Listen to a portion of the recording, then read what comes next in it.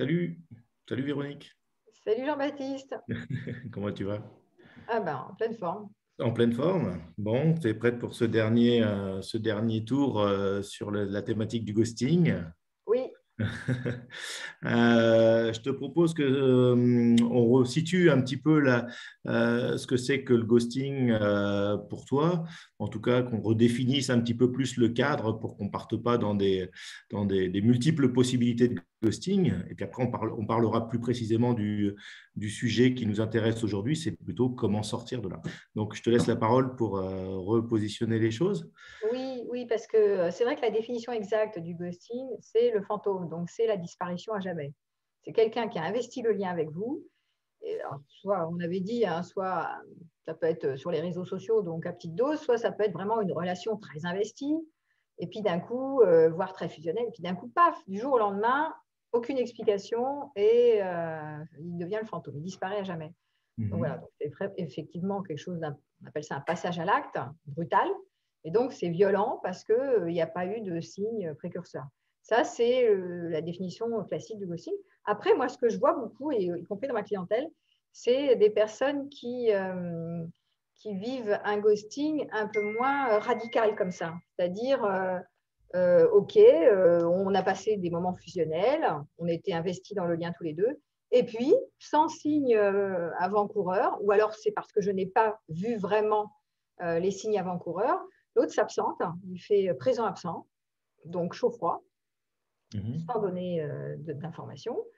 Et puis, à un moment donné, il réapparaît, mais il réapparaît souvent et oh, comment tu vas hop, là, juste histoire de réamorcer l'hameçon, quoi. Et puis, Mhm. pas plus. Oh, mais oui, ce serait intéressant, voilà. Donc, je pense que c'est aussi des liens comme ça où la personne peut se sentir coupable ou pas, hein, d'avoir disparu, mais surtout de ne pas lâcher totalement le lien Mhm. avec ah bah, bon, pourquoi ne pas réapparaître de temps en temps au cas où, voilà. Ok, ok. Donc ça, c'est pas trop le cas qui nous concerne aujourd'hui. On va vraiment parler Non, de. mais de toute façon, alors c'est compliqué ces relations-là parce que de toute façon, il y a de la violence. Quand tu disparais, il n'y a pas de dialogue en fait dans le ghosting. Mhm. C'est l'autre, il Mhm. n'y a pas de. Normalement, les deux états du moi adulte sont censés se confronter l'un à l'autre pour expliquer voilà, les motivations du Mhm. désinvestissement. Donc, Mhm. quand ceci n'existe pas, quand il y en a un qui n'est pas en capacité de dialoguer, de communiquer, bah alors qu'est-ce qui se passe bah, tu te sens très impuissant parce que en fait, ça renvoie, tu sais, ce qu'on appelle le still face chez les enfants tout petits où la mère, elle est très lisse d'un coup. L'enfant cherche à capter le Mhm. regard du parent ou Mhm. son attention, et le parent, la mère, elle se rigidifie, elle devient toute Oui, lisse, et donc oui. l'enfant ne peut pas. Donc, il se sent totalement impuissant devant ce figement. Et du coup, ça réactualise. Le ghosting va réactualiser ça. Donc, c'est pour ça Mhm. que tu n'as pas de prise sur l'autre. Et du Mhm. coup, c'est ça qui est violent, c'est cette rupture brutale du lien qui fait que tu te sens de nouveau, comme dans le still face, complètement impuissant, démuni. Et Mhm. c'est une relation suspendue dans les airs qui n'est Mhm. inachevée. Donc, tu peux Mhm. être vraiment dans des mémoires de nourrisson par rapport à ça. Oui, donc là-dessus, en tout cas en termes de réaction psychologique, on n'a pas prise là-dessus. La seule chose que l'on peut Oui, faire éventuellement, enfin, et c'est peut-être le sujet du jour, c'est comment justement sortir de la situation du ghosting, est-ce qu'il y a plusieurs étapes, hein? J'imagine bien qu'il y a une première étape un petit peu de sidération. Je ne sais pas, il y a c'est quelque ça, chose de c'est cet ça, la ordre-là. sidération. C'est un choc. Parce que dans le deuil, normalement, il y a des étapes. Et donc là, on est dans l'étape du choc, hein. C'est-à-dire il Mhm. disparaît sans donner signe de vie, enfin d'explication. Donc, d'un coup, tes blessures, si avant tu as eu des blessures d'abandon, de trahison ou justement de séparation, de deuil brutaux, comme ça, des gens qui ont disparu sans donner signe de vie, Mhm. tu es extrêmement débile parce que tu ne sais pas comment élaborer, hein, comment comprendre ce mécanisme. Et donc, Mhm. le premier réflexe, c'est effectivement la sidération, le choc, quoi, comme ça. Puis, tu ne peux Mhm. pas tourner une page parce que tu n'as pas les explications. On fait un deuil que quand on peut commencer à donner du sens, à trouver une forme de cohérence. Qu'est-ce qui s'est passé? Qu'est-ce qui s'est joué? Est-ce que Mettre c'est de des ma faute? mots. Est-ce que c'est de sa faute? Etc. Mhm. Ici, tu n'as aucune explication. Donc, tu es tout seul à devoir tourner une page, ce qui va être extrêmement compliqué. Ouais. Donc, tourner la page quand l'histoire n'est pas finie, c'est compliqué. Elle est suspendue dans les airs. Alors, elle a l'air finie, mais le problème, c'est que si toi, tu gardes l'espoir que peut-être il va s'expliquer et que, justement, il ne revient pas puisqu'il disparaît, sauf ceux qui refont des petits tours comme ça, comme j'ai dit, la deuxième forme où oh, bah, comment tu vas? Voilà. Donc, mais ce n'est pas gagné qu'il s'explique quand même. Hein. Et alors, donc là, disons que dans cette phase-là, qu'est-ce que tu conseilles dans cette première phase de sidération? Quels sont les outils que peuvent avoir en main les personnes qui se sentent ghostées dans cette situation? En général, quand tu es dans la sidération, tu ne peux pas faire grand-chose parce que tu es submergé par l'impuissance. D'accord. Donc, ou par les blessures d'abandon, etc. Donc, tu peux pas, là, tu ne peux pas agir. C'est à T+1. C'est quand tu commences à être un peu à distance de cet enfant submergé en toi, que tu peux commencer à voir de quelle manière tu peux donner du sens à cette histoire, hein, comprendre en fait. Hein. Souvent, c'est comprendre, explorer qu'est-ce qui a pu se passer chez l'autre. Bon, on l'avait déjà fait la dernière fois, hein, essayer de ne pas se prendre trop pour une victime, d'arrêter de se prendre pour le responsable de tout, parce que souvent, ce qui est plus facile, c'est de dire « Ah, c'est à cause de moi, j'ai dû faire un truc qui n'allait pas. Hein. » Alors, peut-être bien que oui, mais peut-être bien que non. Donc, faudrait. Alors, c'est aussi le dire « Ah, c'est lui qui est complètement débile. » C'était pareil, on avait vu, c'est les excès, hein, les extrêmes. Donc, c'est intéressant de voir peut-être qu'est-ce qui se passe aussi. On l'avait vu, ça. Souvent, le ghoster, celui qui ghost, bah, si on veut mieux comprendre pour donner du sens à notre histoire et tourner une page, c'est de comprendre que c'est souvent des mécanismes de survie. C'est-à-dire, je coupe le lien comme ça brutalement, sans explication. Parce que je n'ai pas envie de me justifier, je n'arrive pas à me justifier. Je ne me rends peut-être pas compte que toi, tu es hyper investi et pas moi. Bon, bah, c'est un côté lâche, mais il y a des gens qui ne savent pas, puis ils sont centrés effectivement sur eux. Et puis, ça peut être aussi un mécanisme de survie chez les ghosters, tu sais, quand il y a des personnes qui ont survécu, par exemple dans les déménagements, ou quand il y a eu des séparations, des abandons comme ça petits, ils ont survécu en coupant et en avançant. Je coupe brutalement la relation pour avancer, pour m'en sortir. Donc, ça peut être des choses comme ça. Donc, dès qu'on commence à élaborer après le moment de sidération, pour essayer justement de mettre du sens, c'est une manière d'élaborer, mettre du sens, c'est une manière de passer à autre chose. Donc là, cette étape-là, il y a quand même une phase nécessaire de questionner. Questionner, ouais. Mais tu ne peux pas questionner l'autre puisque l'autre ne donne pas d'infos. Et il y a peu de chances qu'il te donne. Oui, mais est-ce que ne serait-ce que de ne pas avoir de réponse, c'est aussi avoir une forme de réponse? Pourquoi tu m'écris plus? J'ai pas de réponse du pourquoi il m'écrit plus, ou pourquoi il veut plus me voir, ou n'importe. Donc, qu'est-ce que je fais à ce moment-là de ces non-réponses? Est-ce que je me construis une histoire? C'est ce que je disais. Hein. On peut se construire une histoire pour élaborer, pour pouvoir donner du sens, trouver une forme de cohérence. Hein. Quand on trouve de la cohérence à quelque chose, on peut plus facilement tourner une page. Quand c'est complètement incohérent, c'est très violent, on ne peut pas tourner une page. C'est-à-dire qu'on va continuer à être envahi par l'histoire.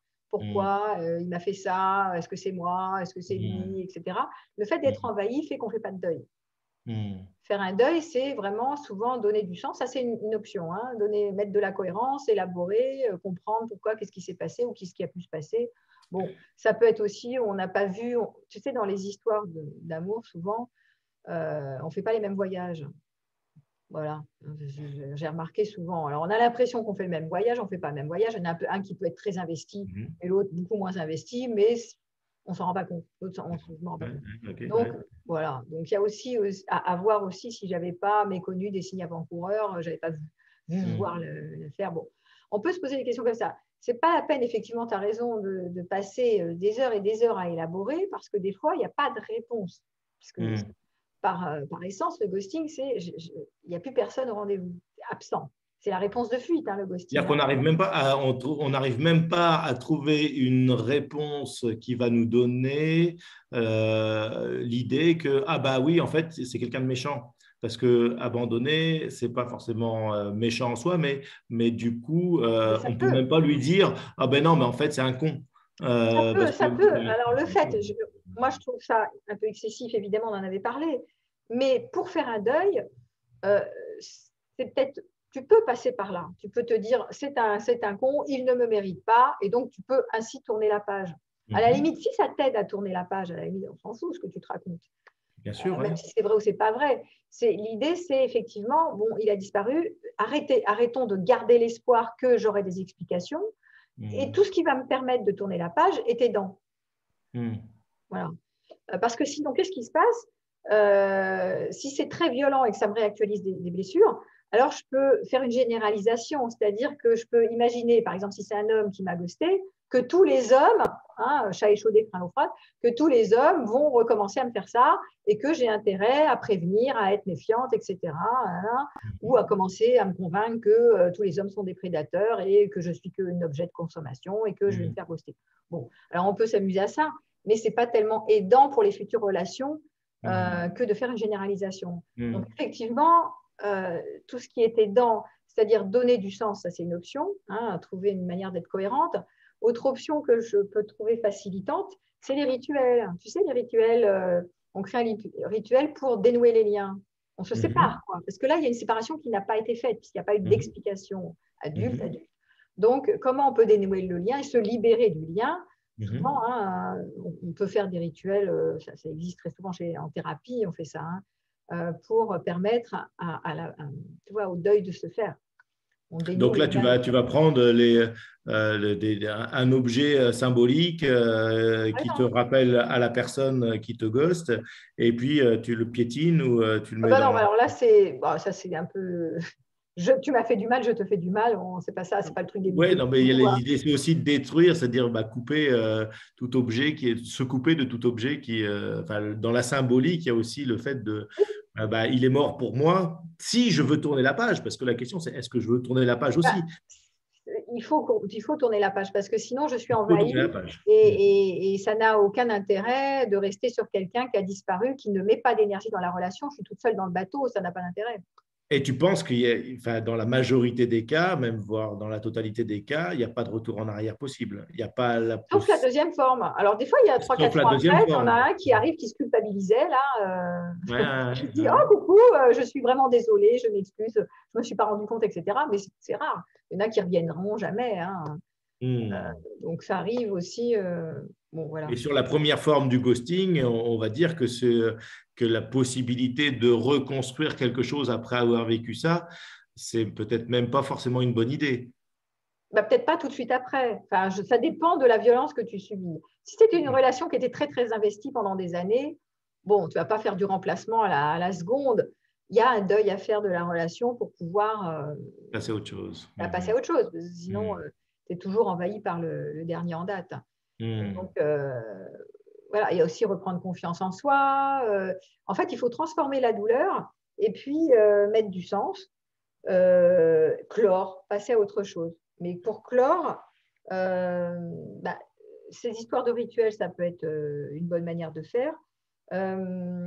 Et ça peut être aussi un autre travail qu'on fait souvent en thérapie, c'est au lieu d'être dans le sentiment de ne pas exister, parce que tu sais, quand il y a une rupture brutale comme ça du lien, le stay face, c'est tu n'existes pas en fait, je te nie. Tu vois Donc, certaines personnes qui n'ont pas été désirées dans ce monde ou qui ont du mal à se sentir exister, ça va vraiment les blesser très profond à l'endroit où elles se sentent déjà pas tellement exister. Et alors, en plus, ça ravive cette douleur de n'existe pas. Et donc, du coup, ça peut être un moment pour travailler ça. C'est pas parce que l'autre me nie que je dois me nier, justement, c'est au contraire comment je vais me sentir exister indépendamment d'une histoire d'amour, indépendamment qu'un homme m'aime ou pas, me quitte ou pas, tu vois. Et donc, c'est renforcer ce j'existe par Tu veux dire rapport que… à moi. Et même si l'autre me nie, je ne disparais pas, ni aux yeux d'une communauté. Je ne Mais disparais ça, jamais. tu veux dire qu'on peut profiter de cette occasion-là pour faire ce travail sur Oui. soi et aller justement vers une démarche de se dire que je peux exister sans l'autre et donc ma vie ne tient pas à la vie de l'autre au sens où… On regarde l'autre, oui. Il me Ouais. nie, je ne me nie pas. Et donc là, il y a un travail effectivement de sortie d'un terrain de surattachement à la relation amoureuse, au regard du compagnon, voilà. Et Mm. effectivement, pour ceux qui ont eu de ce qu'on appelle du j'existe pas, hein, les parents ont envoyé le message t'as pas le droit d'exister sur Terre, voilà.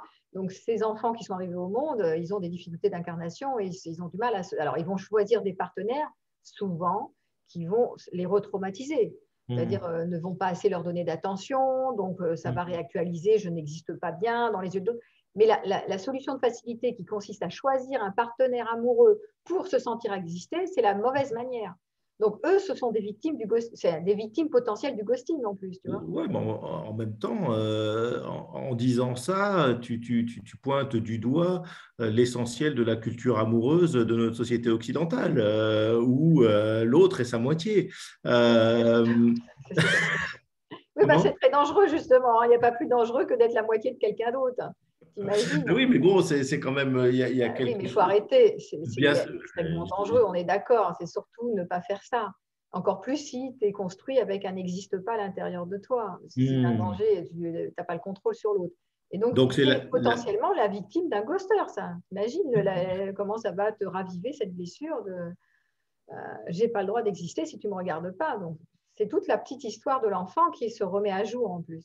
Ouais, mais enfin, c'est quand même enfin, dans le discours ou dans la culture occidentale d'une façon générale, on a quand même ce discours-là très fort de on ne fait qu'un à deux, l'unité du couple et le côté fusionnel, jamais l'un sans l'autre. C'est très dommageable. Effectivement, c'est ce qui va créer le terrain de la dépendance affective. Donc, le ghosting, c'est en lien avec un surattachement, en Donc quelque ça sorte. t'apprend pas, cette façon d'être en relation ne t'apprend pas à être solide ou en tout cas Non, à être, pas forcément indépendant, mais résilient face à un tout accident à de la fait. vie. Je Oui, parle d'un c'est pour ça que accident les de la crises, vie. tu as raison, c'est pour ça que les crises sont salutaires. Le ghosting, ça peut être violent, extrêmement violent, mais c'est toujours une crise. Et donc, dans les crises, et c'est souvent dans la souffrance qu'on évolue, c'est des crises qui te permettent de regarder, tiens, comment, par exemple, ce n'existe pas, je peux le transformer. Mhm. Comment je peux ne pas perdre confiance en l'amour d'un autre, sans généraliser, tout en, voilà, tout en me reconstruisant, en travaillant sur ce deuil inachevé. Mhm. Euh, c'est comme quelqu'un qui meurt violemment. Ça peut être aussi, tu sais, dans le travail, on a des ghostings comme ça dans le licenciement brutal. Du jour au lendemain, tu es licencié, crac, tu n'as pas d'infos. Voilà. Mhm. Ce sont des crises qui sont souvent salutaires pour voir, tiens, mais quelque chose qui est inachevé, comment je peux le transmuter, comment je peux en faire quelque chose. Évidemment, les deuils, c'est souffrant toujours, hein, c'est la perte. Ça ne peut pas se Mhm. faire comme ça, Mhm. mais voilà, on va chercher des manières, et on le fait en thérapie, de Ok. soulager et de tourner une page. Et donc, l'idée, c'est donc de se reconstruire et d'éviter de replonger dans Oui, une recherche d'un autre qui pourrait compenser l'absence de celui ou celle qui est partie, bien évidemment, parce que depuis tout à l'heure, on parle beaucoup du ghosting réalisé par un homme auprès d'une femme, mais les deux existent et on l'a pu le ça remarquer existe. notamment dans les commentaires de la précédente vidéo où il y a eu quelques commentaires d'hommes qui ont été ghostés eux aussi. Euh, C'est donc, plus fréquent du côté homme chez les femmes, mais effectivement, ça existe aussi, hein. Il y a des hommes qui se font ghoster par des femmes. Et surtout dans les réseaux sociaux, il ne faut pas oublier qu'aujourd'hui, on a pris l'habitude de ne plus envoyer assez rapidement, on zappe, quoi. On donne plus d'infos à l'autre, on était en lien, puis hop là, carrément. Bon. Donc, il y a quelque chose qui est devenu un peu de l'ordre d'une routine. et Et puis on s'en rend moi, je même pas trouve ça compte. dommageable, mais c'est comme ça, hein. Ces relations éphémères existent aussi à notre époque parce qu'on a l'habitude d'être beaucoup sur les réseaux sociaux, hein. Donc, du coup, on apprend à être ghosté, quoi. Tout à fait, on apprend à ghoster, à être C'est un ghosté. bon Ah oui, oui, apprentissage. il y a on parle de la société consumériste, oui, oui, c'est qui, prenez votre cas, hein, qui n'a pas tendance aussi, même par mégarde, hein, des fois vous ne faites pas forcément volontairement, mais c'est comme si vous ne mettez pas d'attention sur l'autre. Ça manque un peu d'empathie, hein. C'est bon, ben voilà, je suis en train de m'occuper de moi, donc bon, je donne plus d'infos, voilà. Bon, parce qu'il y a tellement de gens à contacter, donc bon, voilà. On peut se poser des questions aussi, hein, nous, en tant que ghoster, quoi. Est-ce que, voilà, sur les réseaux sociaux, est-ce qu'on n'a pas aussi cette tendance parfois bon. Mais Après, c'est un manque d'empathie. On est beaucoup moins, enfin, on ne se met pas dans la peau de l'autre pour imaginer son niveau d'investissement, si c'est quelqu'un oui, à qui il oui. investit ou pas la relation. Ouais, c'est vrai que dans les relations virtuelles, c'est encore un Ah poil oui, différent parce il y a justement pas d'existence physique et concrète, mais il peut y avoir un investissement malgré tout dans la relation. ah Mhm. mais énorme. Bah, le virtuel, c'est énorme. Les gens, ils vivent en Mhm. virtuel, quoi. On le voit de Et plus en plus. tu veux dire que ça peut être pire que s'il y avait une présence, c'est-à-dire Il peut y que, avoir un terrain de fragilité. Oui, oui, oui. et en plus, il y a une question d'idéalisation peut-être de la Bah, personne. ça, et puis c'est très narcissique. N'oublie pas que le monde des sites de rencontres, réseaux sociaux, etc., c'est un monde narcissique. C'est là où je vais trouver des signes de reconnaissance et un shoot de dopamine. Pop, un like, pop, une dopamine.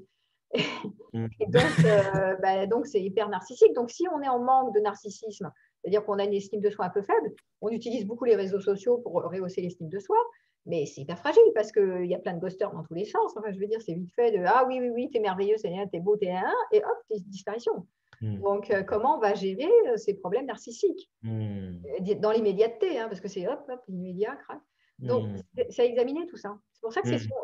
les gens qui souffrent beaucoup du ghosting, en général, ils perdent leur côté acteur. Je ne suis plus acteur parce que ça leur fait revivre. Il y a un terrain de fragilité qui est derrière. Parce que Mhm. sinon, bon, même s'il investit, bon, il ghost, et même si tu investis un lien, puis d'un coup, tu te retrouves avec quelqu'un qui disparaît sans explication. Tu n'es pas obligé de rester victime. Si tu n'as pas un terrain vraiment de fragilité, tu te dis, bon, bah, il m'a lâché, il m'a lâché. Qu'est-ce que je te dise? J'ai pas de raison, il ne me parle pas. Bon, qu'est-ce que tu veux que je fasse? C'est Je ne vais pas triste. passer ma vie là-dessus, tu vois, à un moment Mhm. donné, tu vas lâcher. Mais tu n'as Mhm. pas un énorme terrain de fragilité ou un terrain de dépendant affectif. C'est pour ça que c'est Ouais. plus facile. Ouais. Mais si tu attends beaucoup de la relation et que tu as des problèmes narcissiques, ah bah oui, là, évidemment, un ghosting brutal, tu vas être par terre. Parce que Mhm. c'est violent, en fait. Ça dépend Mhm. de ton niveau d'investissement. Donc, comment tu investis le mythe du couple, le mythe de la relation. Il y a aussi l'idée du couple, l'idée de la Mhm. relation que tu te fais et le partenaire. Mhm. Et puis, il y a la croyance dans l'amour étant capable de pouvoir supporter toutes les difficultés du monde. Et donc, Oui, quand oui, l'autre oui, oui. disparaît, on se Après, retrouve tout seul avec cette masse d'amour qu'on ne sait pas quoi faire. il y a ça. Bon, après, c'est sûr que c'est toujours mieux, idéalement, de dialoguer pour boucler une relation quand même, hein. Mm, D'assumer, d'être transparent, de dire voilà, moi, j'ai pas envie de me positionner plus que ça. Bon, mais ceux qui gossent sont incapables de le faire pour leurs raisons mm, dont on a mm, parlé la dernière fois. Bon, après, je fais quoi de ça, quoi? Ça, c'est ma mm, part après, tu vois. Comment mm, je boucle, comment je mets un peu de sens à cette affaire pour pouvoir passer à autre chose et partir dans une forme de disponibilité à la vie, de je fais confiance à la vie ou aux autres. C'est pas parce que ça m'est arrivé que, tu vois, on utilise les crises pour en faire quelque chose, en fait. mm.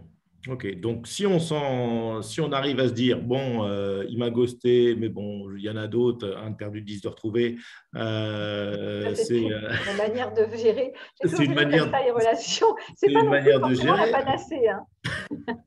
Et puis après, puis après, si on va dans les extrêmes, là, je m'effondre, etc. Et dans ce cas-là, il vaut mieux que je profite de cette situation, de cette occasion-là, Oui, pour se poser la question à soi. Qu'est-ce que je dois aller travailler au fond de moi, dans mon ça. histoire, qu'est-ce que ça raconte, qu'est-ce que ça me raconte et qu'est-ce que je dois affronter pour pouvoir reconstruire une relation sereine et éviter de me repartir c'est ce que j'entends de ce que tu dis en tout cas. Dans des relations souffrantes où je vais être potentiellement revictime de personnes qui Abandonné, etc. seront soit pas que le ghosting. Le ghosting, c'est la fuite.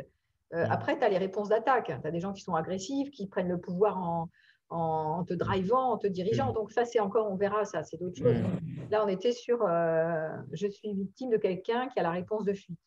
Bon, mm. voilà, donc c'est violent, c'est aussi violent de se faire agresser par quelqu'un. Bon, c'est toujours des manières de vivre un surinvestissement de la relation. Mais c'est intéressant de regarder ça, en tout cas. Voilà. Ok. Bon, merci pour tous ces éclairages, Véronique. On a clos ce cycle ghosting. Ouais, Donc, hein, exact. c'était trois épisodes. Donc, le premier, c'était comment éviter, si possible, de se faire ghoster. Oui. Le second, c'était y a-t-il un bon, y a-t-il un méchant? Et puis, le troisième, c'est comment essayer de s'en sortir de la meilleure manière possible. Donc, merci pour tous ces éclairages. Et puis, on se retrouve la semaine prochaine Oui, sur un prochain thème. sur un Ben, prochain thème qu'on n'avance pas à l'avance. Hein. C'est cela, oui, ce sera la surprise. c'est ça. Retrouvez-nous bientôt alors. Allez, à bientôt, au revoir. Salut, salut Véronique.